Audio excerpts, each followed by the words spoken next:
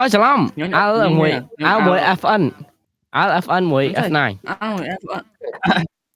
keyboard pro anh keyboard art khục tắc rồi FN key rồi Shift F10 bro. Ấy làm Shift Shift F10 chạy quên mồm vậy điện năng này để sai bom thôi mà còn ấy thơ cho em mà trời này giờ bên mà năm thư game ở bên trình máu game á vẽ tim mối đi chuột đuôi mà kéo người rồi trong pi màu thế phải đã nên skip rồi đây skip cao đây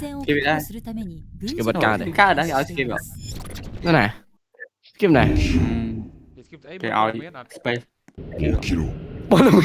Paul là miền nó có là biến test các bạn đấy thì lương hop bây giờ được thằng lobby lại lối điện skin khó hả 早く小僧こっちにおいで idol bro đi これが白い炎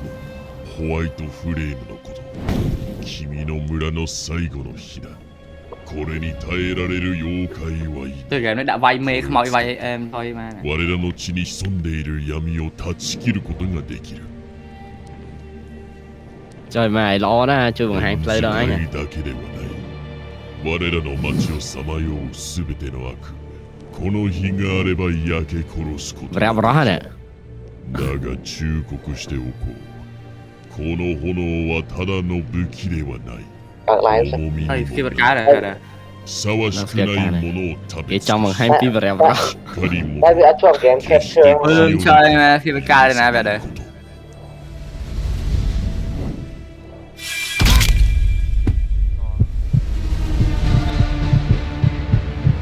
khôi mau rồi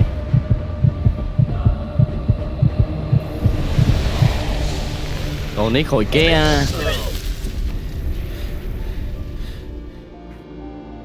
còn đi bảo biết cái game mua món thằng em nhằn ná vậy chưa mò thì luộc đại trường chỉ để về chứ đây we got the mimic before GA6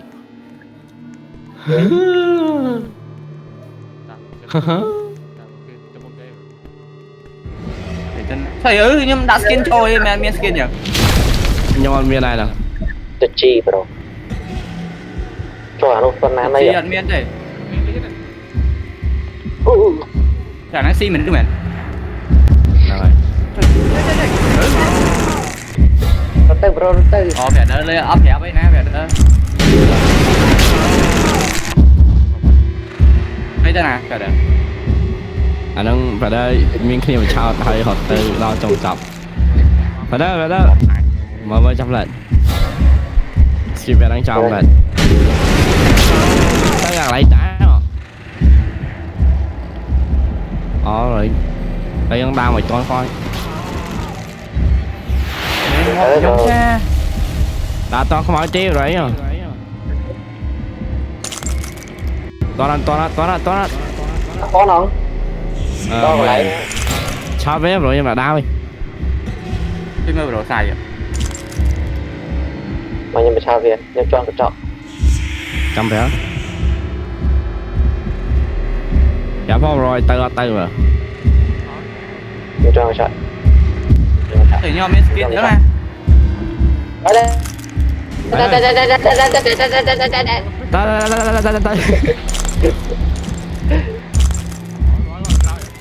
ta thích hỏi xong rồi vượt rồi bên đây rồi lướt mà ngoạm nhom rải tới lướt nó lấy anh nhưng bạn thích hỏi phải đây nhung chơi nhau miếng skin này nữa lom chứ the chi mà bro miên apple chào bạn đi bọt chơi các bạn hay nè long phục on này miên này phải đây long phục này chơi chứ sao vậy đó nhưng mà toàn long miên rồi rồi đâu vô bro liên nhà mần ở hết chơi lên á bro lên មានតែគេលេងទេណា bắt ចុយ sell តវាចាស់មែន Nhầm hả? ta ta mà rồi bro trên mắt đấy nè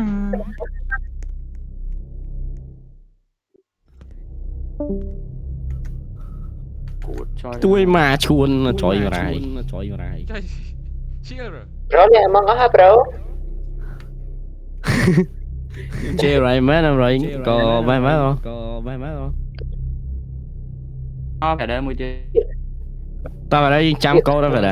ចាំកោដល់បែរ Anh bị đôi bro. ឈិតមក speed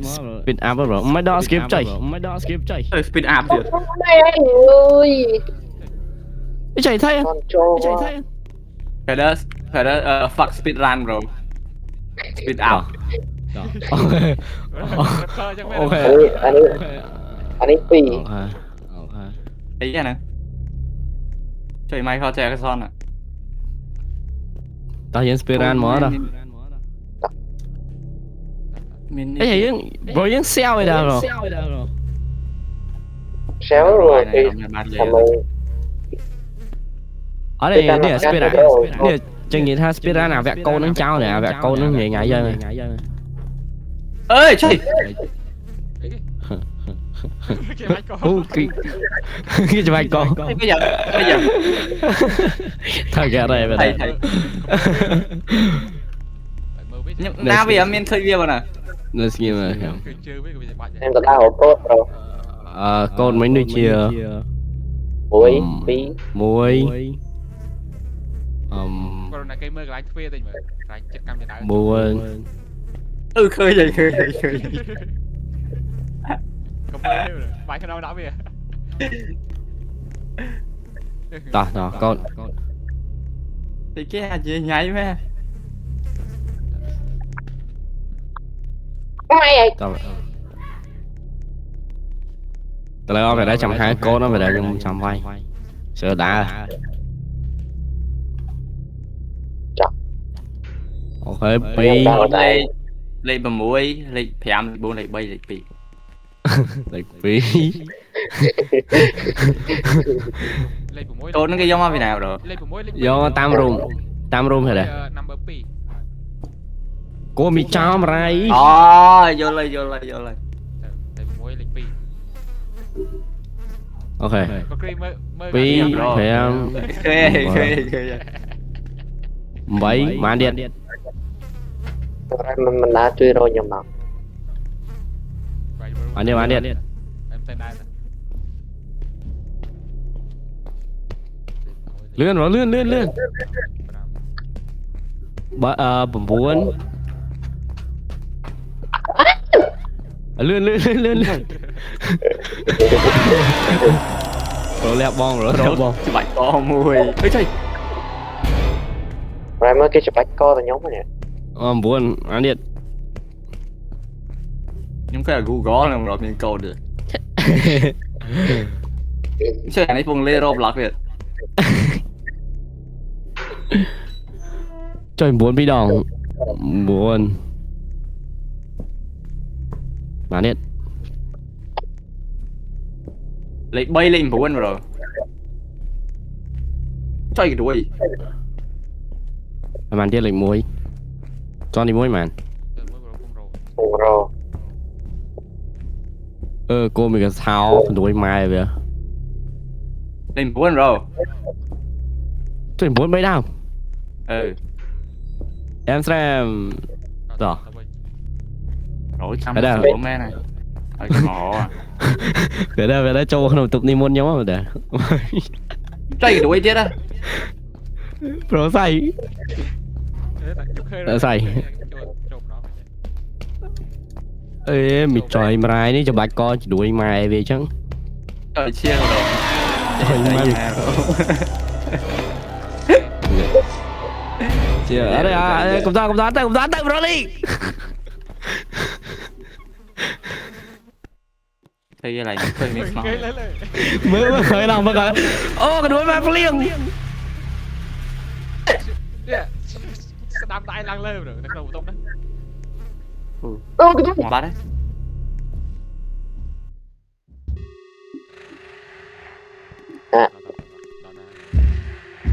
kiêng chơi kri liền à bạn mấy kìa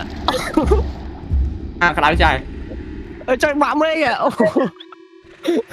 thì bạn mấy sẽ con ngọt lấy chơi phải đó là nào kia Nó sư mía bro play rồi. cái này cũng trai mà đúng rồi mình ta mất cho nên em thôi mình tên đây tay linh linh mình mình ta mất kri bạn đang kri đá check bật phần này vậy đó đây chụp này nói check bật lươn này chẳng có món kri kri này bé đang cả tao Bật lập này vào đâu? dê xong rồi đâu tao lập vô mình thấy cái chào bật đó đây đào vai con đào vai cao này đào vai cao này không ai vậy đó nát cái này bìa nè cao này với tăng trang rồi với check ngon lại Làng từ lớn sân đấy. nè nè lục cái này bìa nó là tay cái toán váy gì kia mà cây váy tờ line từ lớn hơn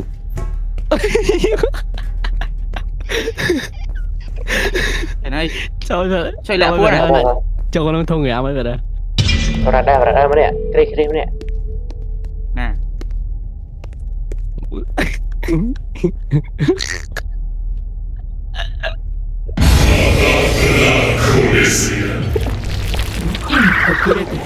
Mio は食べたりしないって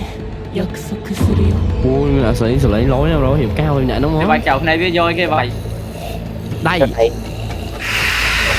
tay bạn nó cũng lẽ buôn phải đâu hột đây không ai hột là toan dương này à phải đây chơi linh đây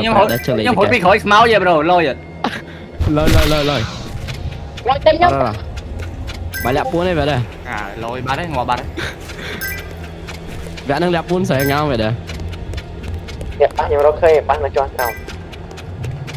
này chứ đấy không thấy cái con liệt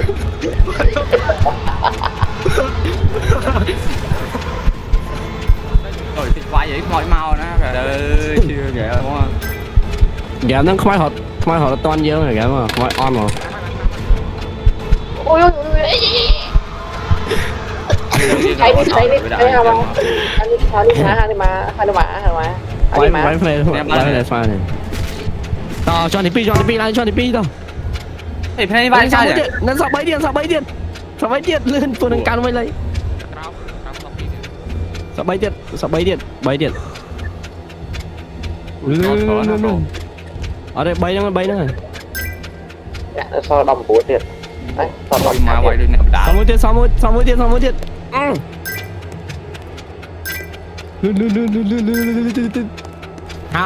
tỏ cho đi pi sau mỗi tiền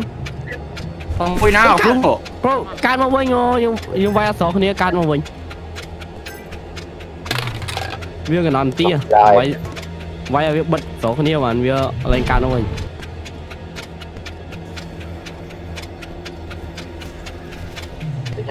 đấy rồi speed run mà bạch váy bay điện học bơi nè rồi học bẻ một ở đây cạn Chơi con pháo. John không play nhau người kia rồi easy mà đã có ba mà mai lên đuổi mai xí đi khăm có ba thôi đây trời thế là sao giờ nó xong à can mà vinh lên nghe đó ok pina lươn à tao bay nè tao bay nè ngồi trời mới cái pin đẹp fan đấy nè ray với đẹp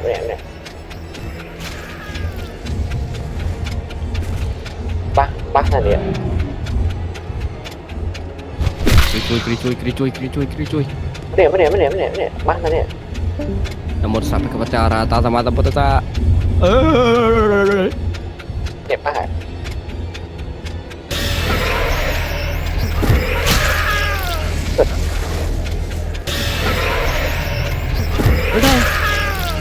thì bác check đi đi bro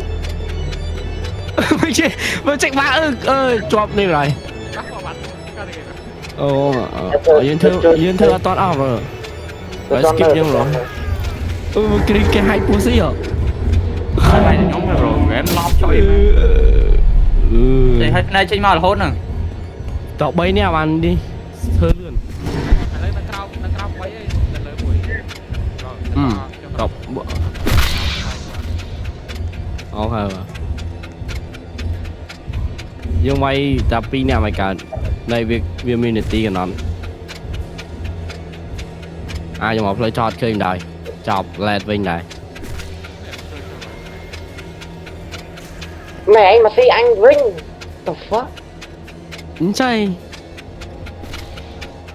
Si rồi sao phong rồi ôi bây giờ rồi. Lại liêng ta có phải đẹp. white snake kia bro white snake kia sao mà đi white snake bro bắt pi tiền lừa cá nó vây lấy sao mà mua pi sao pi điện cá nó vây ơi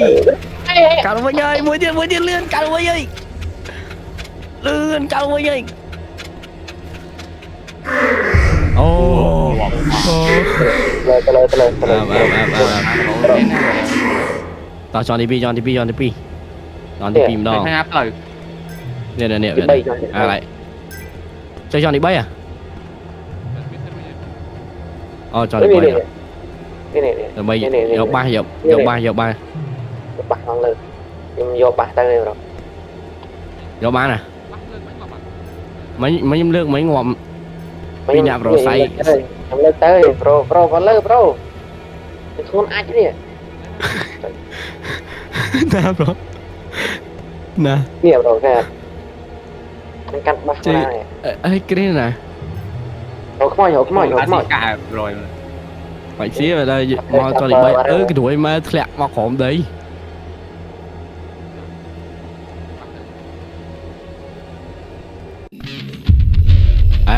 nè ô rồi mấy stack là về Crystal Mod từ phật vẹn đang rồi thay mấy luôn đại vẹn này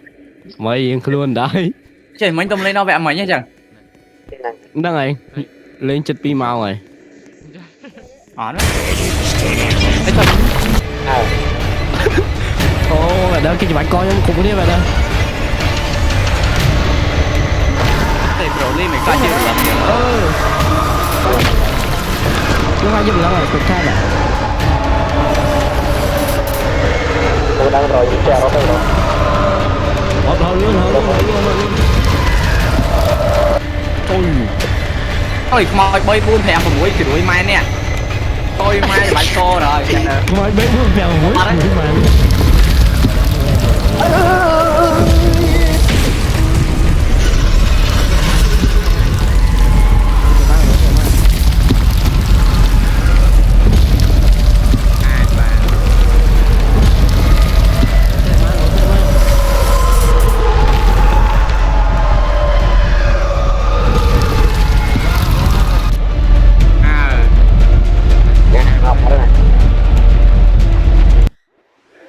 đọc nó điện lươn ôi coi ôi cái này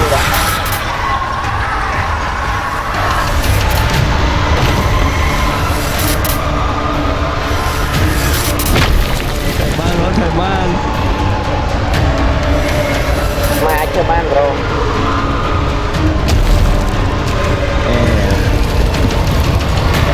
anh khó nhưng mà cho anh luôn đấy nhưng còn là đa hoạt tới kia đi mà rồi Thế sẽ họ bạn. rồi lý rồi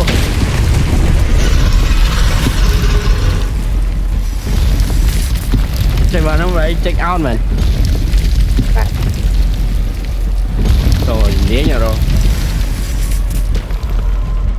thợ mang rồi ở lôi xi rồi yes sir trời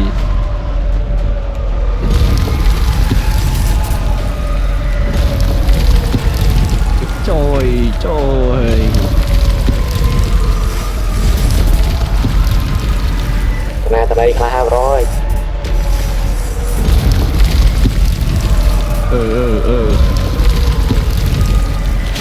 Để dung mà ôi mày ơi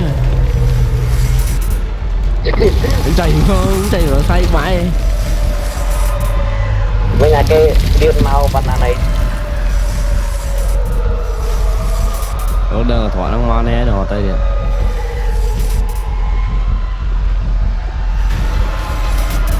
một ông một lần ông lối màn máu đó là dung rồi pot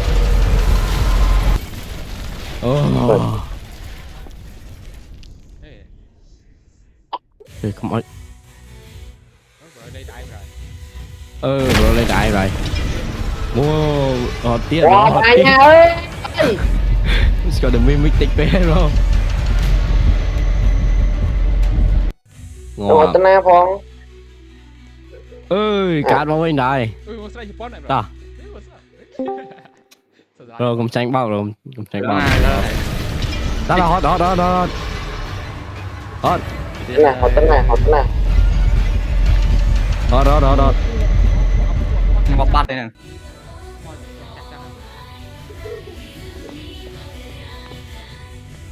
cái thôi spawn sao rồi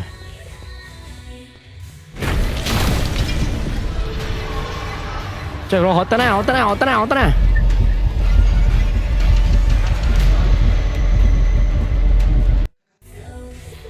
mơ với trăm xem mà này họ tên này bảy kia rồi vậy tụi mau vì nó lại tên nào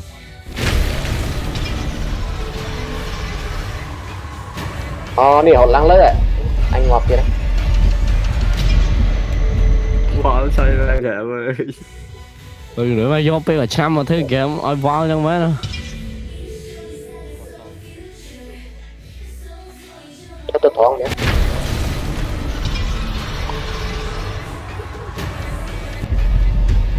cái kia ngóp lên mà đâu thế này rồi đâu tới ná rồi chết hết rồi tao nó tao hơi rần nhầm rồi nè bây giờ tao đã nào mới thân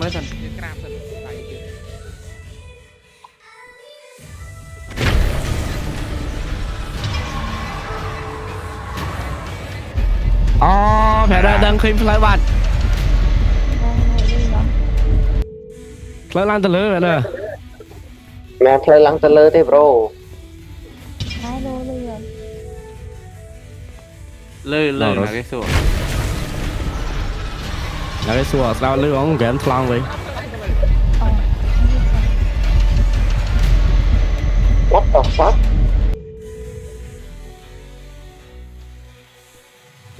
nhiều lơi nó khỏi nhiều rồi cho nó này mình lơi nhiều rồi nè tiếp lưới nó nhưng hột máu mình nè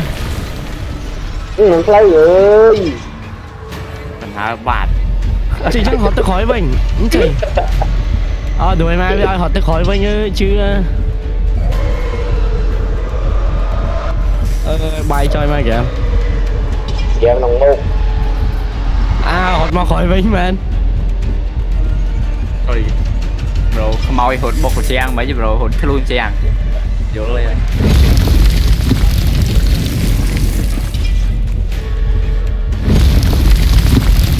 ôi khoan đuổi mà kìa mới chơi mà rái phải thôi lấy chơi một máu vậy máu chơi cái gì phải mới mình máu cho ông chàng ấy cái tha bộ chịu ai nó lên vậy kìa lên về thôi gì cả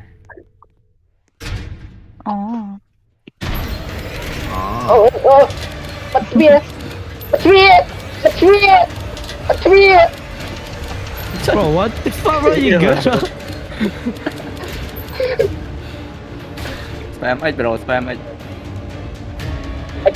anh ôi sao tại ai tự chết này no bro cái là hay chị kề rồi chơi xong co rồi xong co ông ai hoặc là ê quả mồi cho em rai đi ôi nói cái chết ra rồi kia rồi y bro này anh nói spam không biết gọi bật chơi bật khuya rồi chơi bật khuya chặt tin hiệu bật vào không bao nhiêu khăn kém nha rồi nhưng không nha phải spam tầng ốc này đây hay con spam rồi ê trời ơi tật đây à tật đáy spam này ngon ba đó đi ngọt bên ngọt kia ngọt đi tật đây ngọt ngọt thôi à trời mà khi buồn nè khi buồn nè tụng khi buồn hết tụng nè chuông thầy kho bị một cái mà nằng kho bị một cái trong đó nằng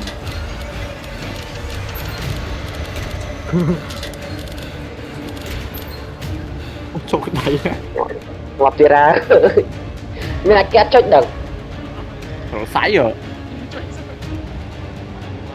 chơi ngọt vào đây check bot ở chơi đừng thôi rồi tăng đại gan tăng keyboard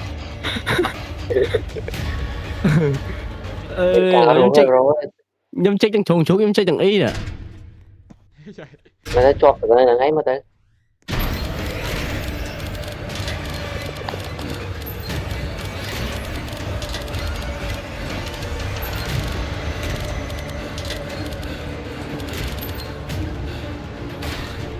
ngọt tiết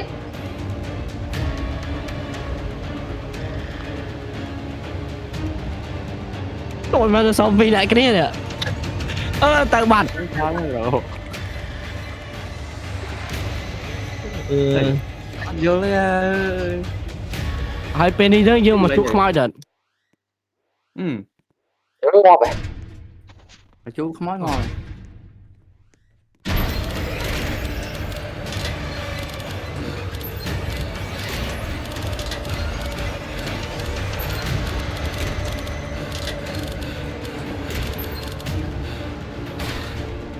ngọt tiết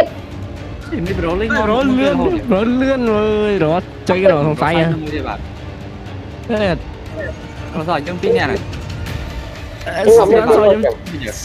sao giống trong hỏi nè thì mình ngon nè rồi chơi cái lấy chế đường đá vào đâu mới chụp bao thì nhưng cũng nơi lên được con nói chuyện riêng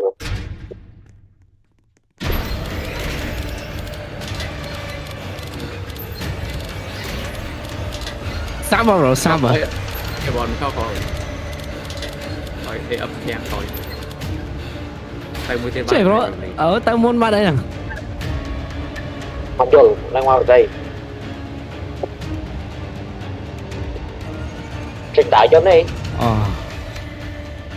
nó ngồi chọc tay vậy vô lên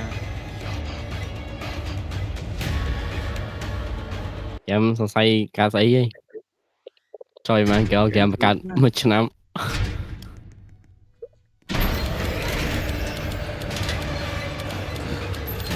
chết rồi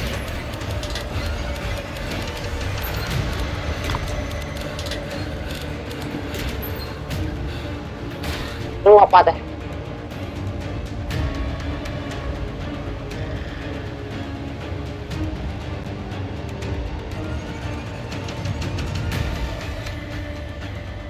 ấy chơi bệnh trong lại khỏi cái lo được anh nó chơi cái lấy cái gần cái ly đừng cái ly bắt đấy mười thu phải đâu mười thu Rose ly rồi lươn như kia rồi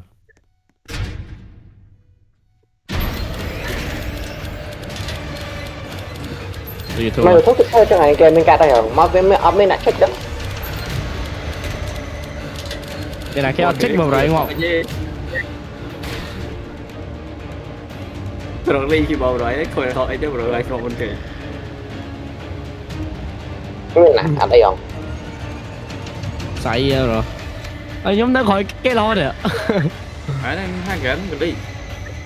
ngon ly con cái ly mình ngon thôi rồi mười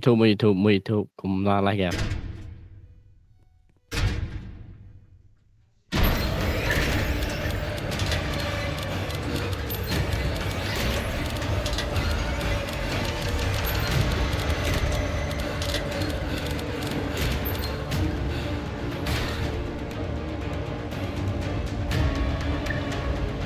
vô lắm đi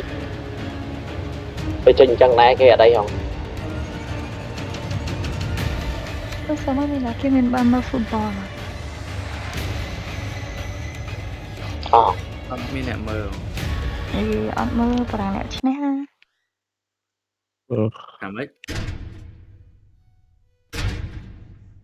làm mấy thay